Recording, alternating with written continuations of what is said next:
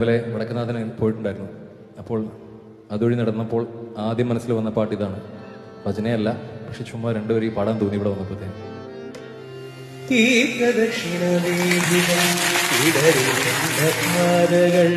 ഇന്നും ഹൃദയ സംഗമത്തിൻ ശിവേലികൾ തൊഴുതു.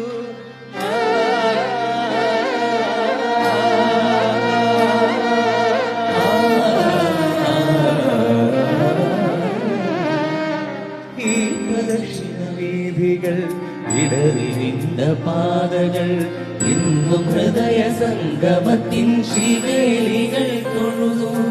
കണ്ണുകൾ